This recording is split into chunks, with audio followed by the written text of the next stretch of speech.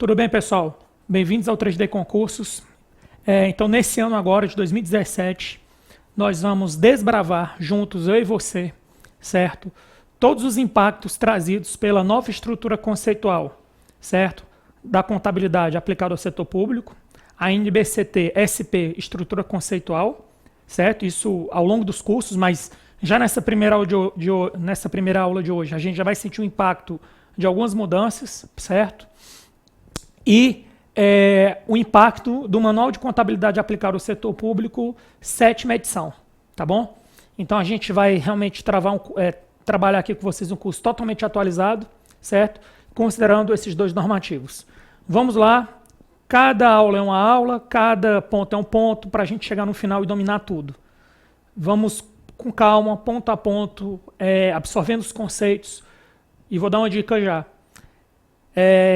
Um aluno que nunca viu contabilidade pública, ele já partir para a leitura integral da estrutura conceitual, ele vai dar uma penada. Então é melhor ele selecionar alguns pontos que são iniciais, que foi o que eu fiz, e à medida que ele vai aprofundando o conhecimento, entendendo o que é receita orçamentária, o que é despesa orçamentária, o que é um plano de contas, aí ele vai se aprofundando nos demais itens da estrutura conceitual.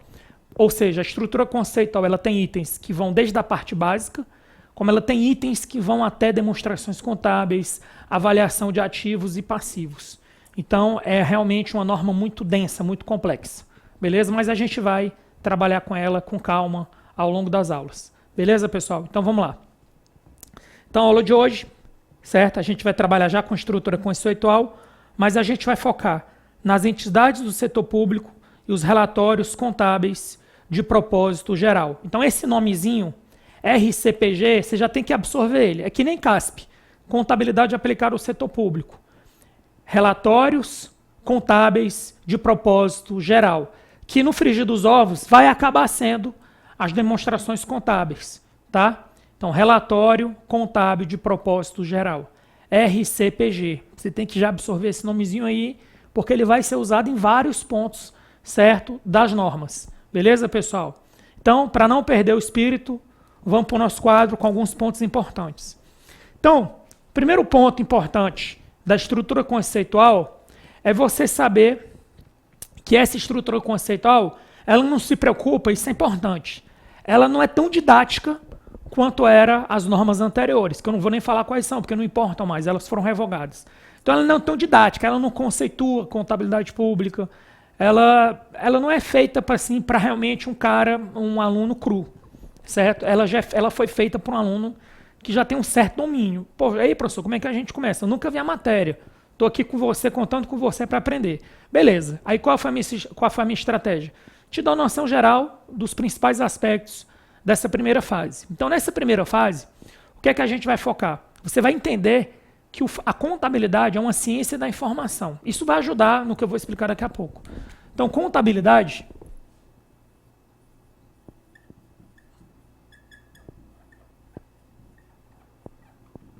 é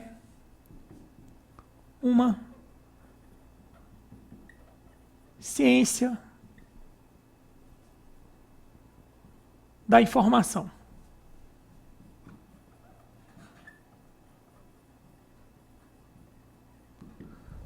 Beleza? Isso contabilidade como um todo.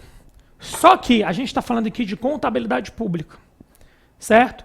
E no setor público tem uma característica específica. As entidades, elas não visam o lucro. Elas visam a prestação de serviços para a sociedade. Aí, no caso da contabilidade pública,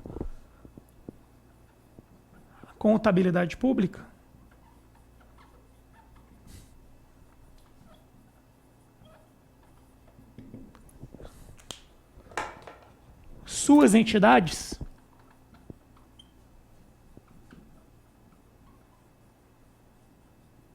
não visam o lucro.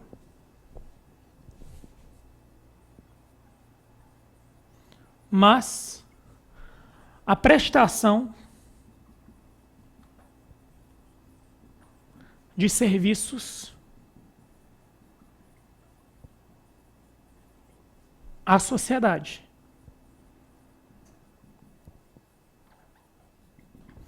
E aí, o que é que acontece?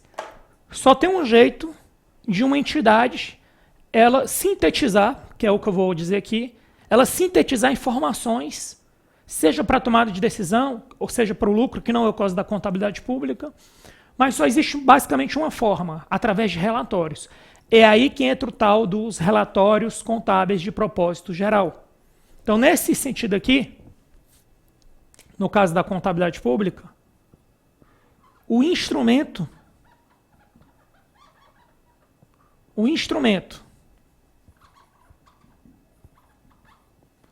das informações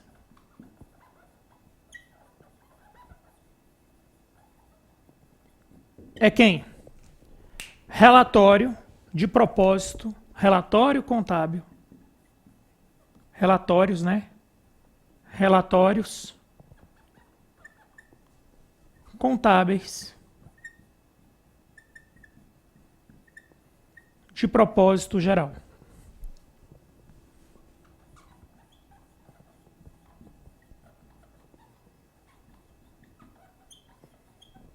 Então, ninguém aqui está preocupado, que é o que vai vir daqui para frente. Ninguém está aqui preocupado, que era uma preocupação antes, de conceituar a contabilidade pública, de definir objeto de contabilidade pública, não. A norma ela já parte para o nível hard. Cara, a gente quer fornecer informações. Isso é o que a norma está dizendo. E a gente vai fornecer informações para o setor público, que não visa o lucro e visa fornecer informações à sociedade através de instrumentos de informações que são denominados, doravante, daqui para frente, RCPG, Relatórios Contábeis de Propósito Geral. Esse é um instrumento para as entidades do setor público passar informações para os usuários da informação. O principal usuário da informação é a sociedade. Beleza, pessoal? Aí vamos lá. Aí tem uma pegadinha interessante aqui. Normalmente, quando você vai avaliar uma entidade, você vai avaliar através de indicadores. Beleza. E no setor público, será que a avaliação patrimonial de desempenho, certo? E a avaliação quanto aos fluxos de caixa, ela é suficiente? Será que ela consegue se prestar a avaliar uma entidade só olhando esses aspectos? Talvez numa entidade do setor privado, sim. No setor público, tais informações dão apenas uma avaliação parcial. Isso é importante. Então, vamos lá? A avaliação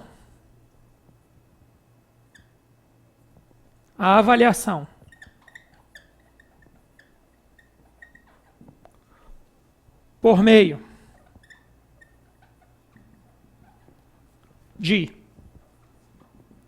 da situação patrimonial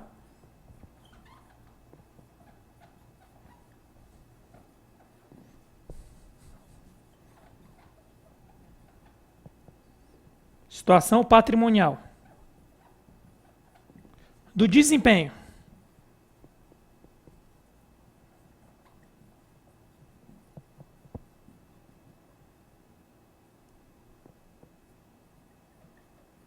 e dos fluxos de caixa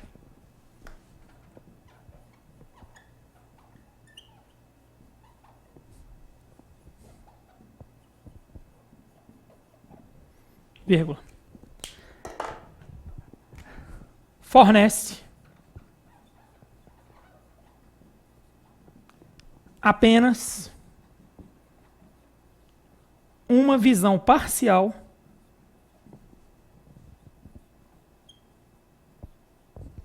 da entidade do setor público.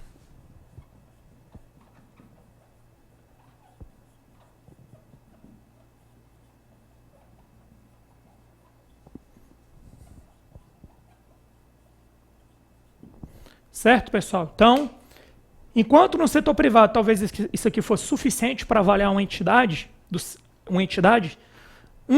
setor público ela não pode se pautar só por isso. Por que não? Porque uma entidade do setor público ela não visa o lucro, mas a prestação de serviço à sociedade. Então não adianta você só olhar para os números. Você tem que olhar além dos números, porque por trás daquela entidade existe a prestação de um serviço público que nem sempre, os relatórios contábeis de propósito geral vão conseguir capturar. E isso é inerente ao setor público. Próximo ponto importante. Quais são os dois objetivos, são dois, dos relatórios contábeis de propósito geral? Com certeza é fornecer informações, mas é fornecer informações para alguma coisa. Isso é o que eu quero que a gente grave. Então vamos apagar essa primeira parte aqui. Então, apagando, a gente vai falar agora do próximo ponto, que é os objetivos dos RCPGs. Relatórios contábeis de propósito geral. O seu novo amigo daqui para frente. Esse cara, você tem que gravar essa sigla o quanto antes. Porque vai vir na sua prova, não tenho dúvida disso. E vai causar tumulto. O objetivo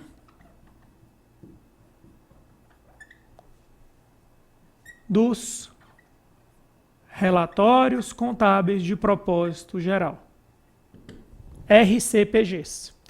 Então, como eu disse, são dois objetivos, mas são dois em um. Por quê? Porque tudo parte da premissa de fornecer informações. Por quê? Porque a contabilidade, daqui para frente, na sua cabeça, a contabilidade é uma ciência informacional. Ela tem a necessidade de fornecer informações, mas fornecer informações com que intuito? É isso que a gente vai discutir aqui agora. Então, fornecer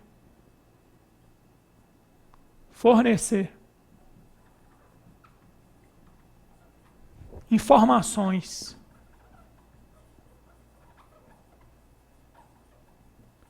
aos usuários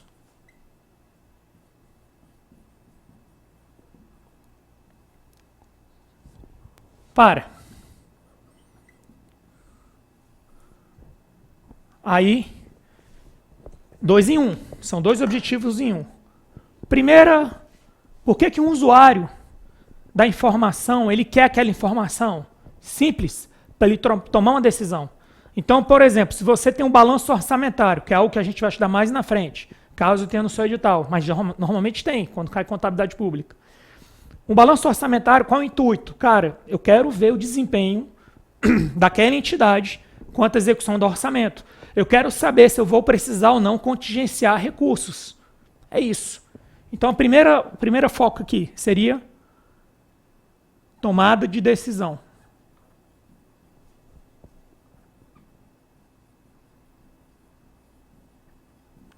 E o segundo objetivo seria accountability e prestação de contas. Prestação de contas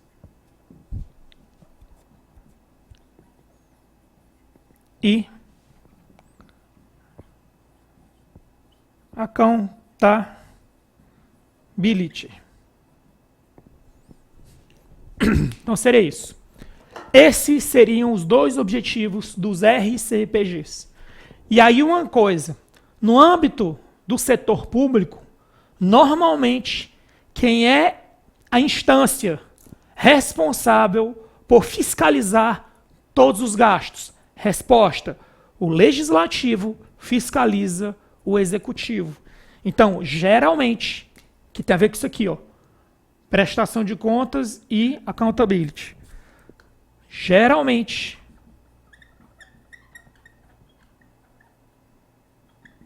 nos modelos de governança,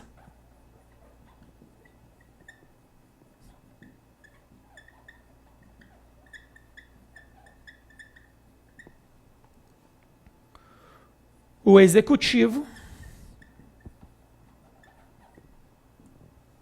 presta contas ao legislativo. Seria isso. Tá bom, pessoal? Então, dessa primeira fase foi isso. Então, o que é que a gente viu até aqui?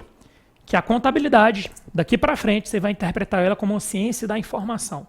Ela visa passar informações com algum intuito. E que um dos instrumentos específicos, que é o instrumento que vai ser falado daqui para frente, nas outras normas, mas principalmente na estrutura conceitual, são os RCPGs, Relatórios Contábeis de Propósito Geral. Esses relatórios têm dois objetivos: fornecer as informações aos usuários para tomada de decisão e prestação de contas e accountability. Lembrando que as entidades do setor público, elas não visam o lucro, mas sim prestar serviço à sociedade. Nesse sentido, ao não visar o lucro, mas a prestação de serviços à sociedade, nem sempre os relatórios que fornecem apenas informações sobre avaliação patrimonial, sobre desempenho ou sobre fluxo de caixa serão suficientes, atenderão plenamente, certo? Se aquela entidade se presta, se aquela entidade está sendo ou não bem gerida. Não é suficiente olhar só isso, porque não atende totalmente para esse sentido, para uma avaliação. Uma avaliação de uma entidade do setor público tem que ir além da avaliação patrimonial, do desempenho e dos fluxos de caixa. Beleza, pessoal? Ok? Agora a gente vai entrar na segunda parte, ainda dentro desse bloco, que é o seguinte. Beleza, professor, você deu uma visão geral aí de como está estruturado hoje. Pelo que eu entendi, professor, você fazendo a reflexão comigo, eu não preciso mais saber conceito de contabilidade pública, mas eu vi que em alguns momentos você falou de entidades do setor público. E a estrutura conceitual, ela se aplica às entidades do setor público, integralmente. Só que ela também pode ser aplicada a outras entidades, que não são chamadas mais de entidade do setor público. E como é que a gente trabalha isso? Vamos lá, esse é o próximo ponto. Então, o próximo ponto agora seria o seguinte: campo de aplicação da estrutura conceitual, ou seja, o alcance da estrutura conceitual. Então vamos lá. Campo de aplicação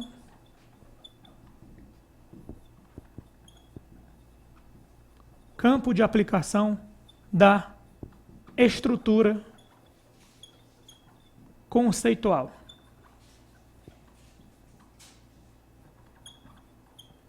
Que seria o alcance.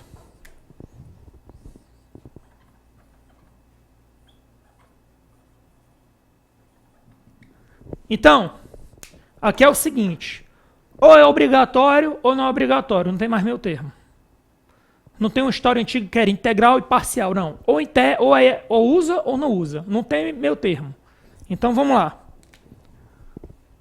Uso obrigatório.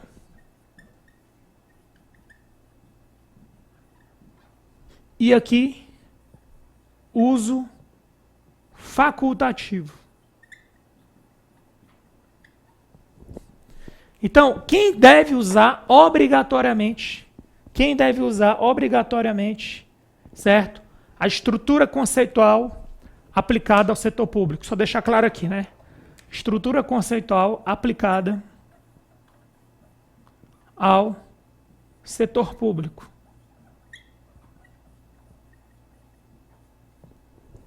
Quem deve usar? Então vamos lá? Resumindo, quem tiver no orçamento fiscal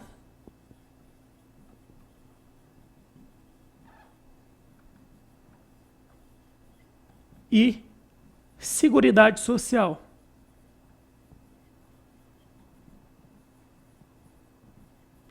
E quem vai ter uso facultativo? O orçamento de investimento.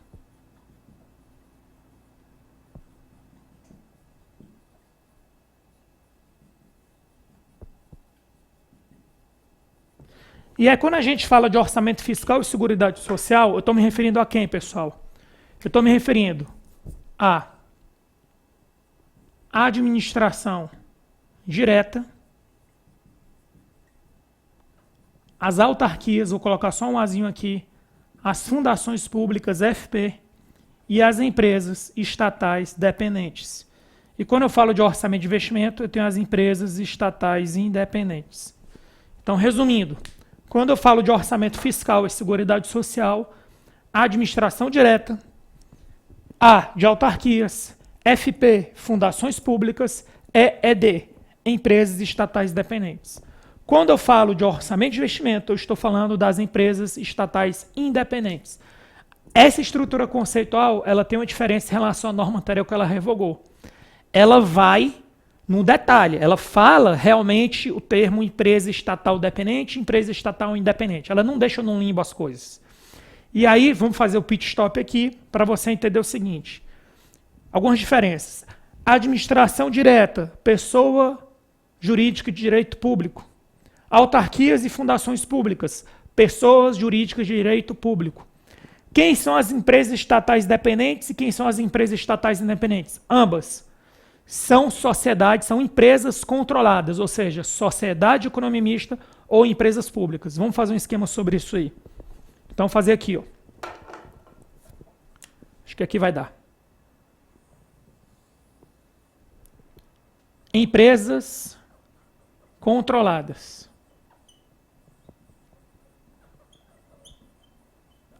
Essas aqui, pessoal, são as empresas controladas. É o universo das empresas controladas. O que é que eu tenho para te dizer? As empresas controladas, você vai dividir ela em dois grupos. As empresas estatais dependentes e empresas estatais independentes. Então, uma coisa é certa, você tem menos empresas estatais, no caso do federal, eu estou usando como base o governo federal, tá? Mas logo que no estado e município pode ser outra coisa. Mas no governo federal você tem menos empresas estatais dependentes e tem mais empresas estatais independentes. Mas o que é que elas duas têm em comum? Ambas são empresas controladas. E quem são as empresas controladas? São as empresas que a União possui maioria do capital social votante. Quais são as empresas que a União possui direta ou indiretamente maioria do capital social votante? Empresas públicas e sociedades de economia mista e suas subsidiárias. Então aqui a gente teria empresas públicas, certo?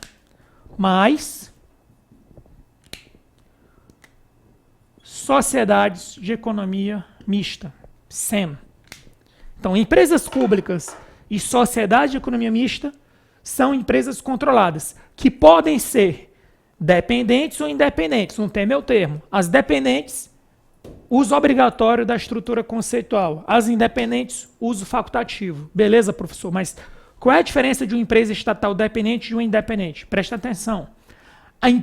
Uma empresa estatal, quando ela nasce, vamos pela lógica, quando ela nasce, uma empresa pública ou sociedade de economia mista, ela nasce para quê? Ela nasce para o Estado ficar sustentando ela? Não. Essas empresas públicas e sociedade de economia mista, quando elas são criadas, elas têm o intuito de atuar em setores estratégicos da economia. Por exemplo, Petrobras, atuar no setor de petróleo. Eletrobras, atuar no setor elétrico. E por aí vai. Itaipu, e por aí vai. Então, essas empresas, elas nascem, elas são criadas para ser independentes. Mas, por algum motivo, elas passam a ser dependentes, ou seja, por algum motivo elas não conseguem fechar as contas. Por algum motivo elas começam a dar prejuízo. Aí tem duas opções. Ou o governo ajuda, ou o governo deixa quebrar e privatiza. E o governo, normalmente, ele tenta ajudar, até certo ponto. E aí, nesse momento em que o governo está ajudando a empresa, ela passa a ser uma empresa estatal dependente. Então, quais são as situações que a empresa é dependente? Então, recebem recursos. Recebem recursos do ente para cobrir. Aí vamos lá. 1. Despesas com pessoal ou custeio.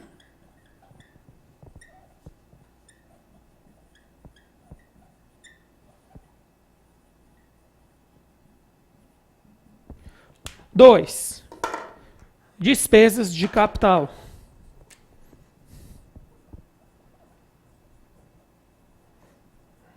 Despesas de capital, ressalvado o aumento da participação acionária.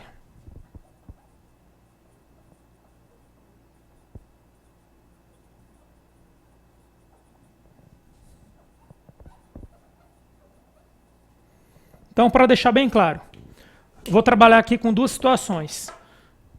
Três situações. Suponha que a Embrapa, que é uma empresa estatal dependente, mas eu não tenho nada contra a Embrapa, só estou usando aqui como simulação. Suponha que a Embrapa ela não está conseguindo, com os próprios recursos, pagar a despesa com o pessoal. Aí ela vai e pede ajuda para o governo, no caso, para o governo federal, para a Secretaria do Tesouro Nacional. Aí a STN, Secretaria do Tesouro Nacional, passa recursos para a Embrapa para pagar despesas com o pessoal da Embrapa. Nesse momento, a Embrapa passa a ser uma empresa estatal dependente. Beleza? Mesmo Embrapa, suponha que a União tem 100% das ações. Então, suponha que a Embrapa ela até está conseguindo pagar a folha de pessoal, mas ela não está conseguindo comprar equipamentos para fazer novas pesquisas no ramo que ela atua, que é o agropecuário. Ela não consegue. E ela pede ajuda. Ela pede ajuda para o governo, para a STN. Olha, eu até estou conseguindo pagar a folha de pessoal, mas eu não estou conseguindo fazer grandes investimentos na área de pesquisa que eu preciso. Você me dá dinheiro para isso? Suponho que o governo federal deu dinheiro para a Embrapa para isso. Nesse caso, a Embrapa passa a ser uma empresa estatal dependente também, como ela é. Eu não estou dizendo que ela é por causa disso. Eu apenas criei simulações que justificariam ela ser empresa estatal dependente. Eu não sei o real motivo dela ser empresa estatal dependente, mas ela é. Terceiro caso, Petrobras agora. Suponha que a Petrobras ela aumenta o capital social para pegar mais investimentos e que ao aumentar o capital social, ela vai colocar no mercado um novo lote de ações. Ao colocar um novo lote de ações, certo? A União ela pode ficar quieta, só que ela vai diminuir percentualmente a proporção dela no capital social, certo? Supondo que a União tenha 60%.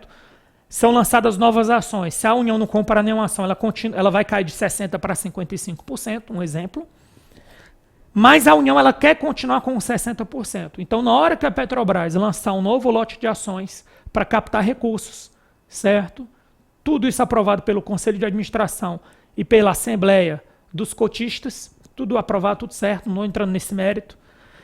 Caso a União pague, dê dinheiro à Petrobras por conta de compra de ações, presta atenção, ressalvado o aumento da participação acionária.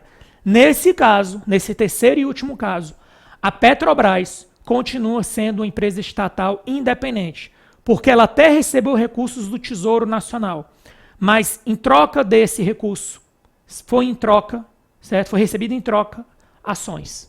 É isso, pessoal.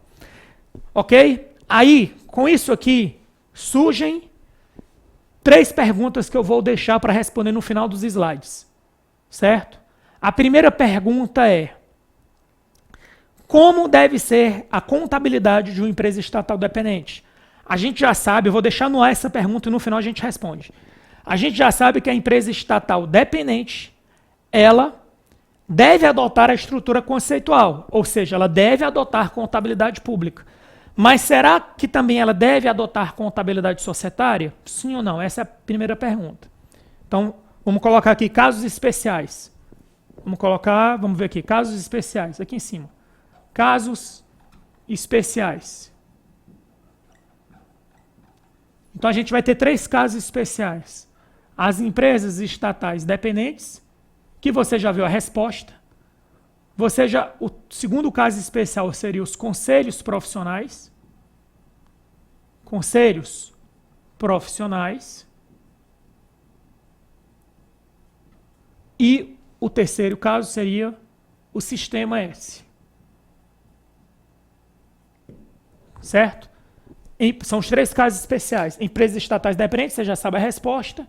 Conselhos profissionais e sistema S. Só que você sabe a resposta o seguinte, que as empresas estatais dependentes devem adotar a contabilidade pública integralmente pela estrutura conceitual. É isso que você está sabendo. A minha pergunta é, elas também devem adotar a contabilidade societária? Sim ou não? Isso a gente vai ver daqui a pouco. Os conselhos profissionais estão ou não alcançados pela estrutura conceitual? E o sistema S, que são os serviços sociais autônomos, eles estão ou não abrangidos pela estrutura conceitual? Beleza? Vamos lá, vamos seguir os slides e aí nesse momento, mais para frente, a gente chega nessas 3 perguntas aí, nessas 3 indagações. Então, como a gente viu, o objetivo da maioria das entidades no setor público é prestar serviços em vez de obter lucros. O desempenho de tais entidades pode ser apenas parcialmente avaliado pela situação patrimonial e desempenho dos fluxos de caixa. E os relatórios contábeis de propósito geral fornecem informações para subsidiar processo decisório, prestação de conta e responsabilização, o accountability. Está aqui os objetivos dos RCPGs, tranquilo, sem nenhum problema. A governança envolve a governança no setor público envolve a prestação de contas do executivo para o legislativo. Aqui está quem deve adotar integralmente, obrigatoriamente, a estrutura conceitual, e aí deixa claro aqui, ó, não estão abrangidos, mas poderão aplicar essa estrutura conceitual de maneira facultativa ou por determinação dos respectivos órgãos reguladores, fiscalizadores e congêneres, ou seja, as entidades do orçamento de investimento, as demais entidades, aqui as empresas estatais independentes. Isso aqui a gente já viu. Aqui eu trouxe só uns exemplos, ó. Aqui são todas as empresas estatais dependentes do setor público federal. Então, a Embrapa está aqui, ó. Falec está aqui, por exemplo, a Imbel está aqui e por aí vai. Tá? Eu trouxe algumas empresas estatais independentes. Aqui é o núcleo financeiro, certo? Das empresas estatais independentes. Essas empresas estatais independentes, preste atenção, elas não são obrigadas a adotar a estrutura conceitual, é facultativo, ou se o órgão de controle fiscalizador determinar que elas adotem. Tá bom? Campo de aplicação da estrutura conceitual de 2016 para 2017, isso é importante. As empresas do orçamento de investimento, elas seguem a lei 4.320, certo? Elas não seguem a lei 4.320 no que concerne a regime contábil, execução do orçamento e demonstrações contábeis. Ou seja, a Petrobras, o regime orçamentário dela, certo? O regime orçamentário dela, as demonstrações contábeis, certo? E regime de competência, elas vão seguir qual norma? A Lei 6.404, atualizada de 1976. Não é a Lei 4.320, tá bom? E aí, vamos lá. Voltando aqui, ó. Vamos trabalhar agora com os 3 casos especiais. Tá ok? Então, vamos lá. Situação prática de uma empresa estatal dependente. Embrapa. Só para não deixar dúvidas. Nesse caso, a Embrapa deve atender simultaneamente a Lei 6.404, que é da contabilidade societária, contabilidade geral, e a Lei 4.320, estrutura conceitual, contabilidade pública. Assim, as empresas estatais dependentes são exemplos de entidades que simultaneamente devem atender a Lei 6.404 e a Lei 4.320, estrutura conceitual. Próximo. Conselhos de regulamentação profissional. Então, esse professor aqui que vos fala, ele também é pesquisador da área pública e eu fiz uma pesquisa, uma consulta junto ao Conselho Federal de Contabilidade, que é quem publicou e é o órgão tradutor do IFAC, certo? Que é o órgão internacional que cuida da contabilidade, certo?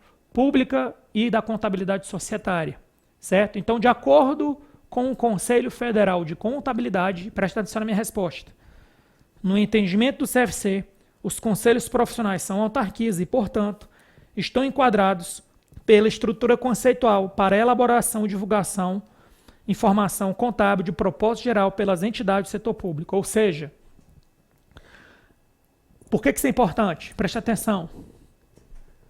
Porque os conselhos profissionais, eles estão fora da lei orçamentária anual, porque eles têm autonomia orçamentária. Então, preste atenção, seria uma exceção, digamos assim.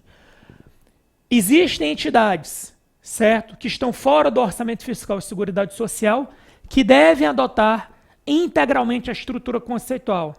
Que entidades são essas? Os conselhos de regulamentação profissional, certo? E o terceiro e último caso, pessoal, os serviços sociais autônomos. Então, preste atenção. Também nessa consulta, eu perguntei ao Conselho Federal de Contabilidade essa consulta. Eu tenho o número dela, mas ela vai ficar para mim, né? Os outros professores que quiserem façam uma pesquisa dele. Mas eu tenho como embasar e defender o que eu escrevi, que eu estou falando aqui para você. Então, os serviços sociais autônomos na consulta que eu fiz, isso é importante, Porque esse não era o entendimento antes, certo? Da norma anterior que foi revogada, que eu nem vou citar o nome. Então, hoje, que é o que vale hoje, agora, a partir desse momento, certo? Na visão do Conselho Federal de Contabilidade, os serviços sociais autônomos, eles não estão abrangidos, num primeiro momento, pela estrutura conceitual. Então, a não ser que o Tribunal de Contas da União ou a Controladoria Geral da União, que são órgãos fiscalizadores, determinem, a não ser que isso aconteça, isso pode mudar, mas por hora, por enquanto, agora, no começo, certo, do ano de 2017, com as normas recém-publicadas, né? Considerando a situação atual, certo? E a qualquer momento, caso isso seja alterado, esse vídeo será revisado, mas considerando o cenário atual, certo? O sistema S não está abrangido pela estrutura conceitual. Ele está fora. Na visão do CFC, olha o que o CFC escreve. Os serviços sociais autônomos devem aplicar a interpretação ITG 2002, entidade sem finalidade de lucros. Então, para o sistema S, deve ser aplicada essa norma específica, entidade sem finalidade de lucro. No entanto, se o TCU, Tribunal de Contas da União, ou a CGU, Controladoria Geral da União, que são órgãos fiscalizadores do sistema S, entenderem que o sistema S deve aplicar a estrutura conceitual, eles devem baixar normativo, certo? Nesse sentido. Como isso ainda não aconteceu, e se você está assistindo esse vídeo é porque isso ainda não aconteceu mesmo, fique tranquilo, como isso ainda não aconteceu, numa prova de concurso hoje, se disser que o sistema S deve adotar as normas obrigatoriamente, certo? A estrutura conceitual, se isso vier na sua prova, você vai marcar errado, porque o Conselho Federal de Contabilidade se manifestou formalmente na pesquisa que eu fiz, conforme eu passei aqui no slide. Beleza, pessoal? E para fechar, vamos fazer algumas questões, certo? Lembrando, essas questões que eu trouxe para você, não necessariamente eu adaptei, você vai ver que algumas eu adaptei, outras eu vou fazer simuladas, porque às vezes não foi cobrado ainda, mas mesmo essas questões, sem eu ter alterado o gabarito, mantido o gabarito oficial, elas já estão alinhadas com o novo entendimento, beleza? O novo entendimento que é a estrutura conceitual. Então vamos nessa. Questão 1.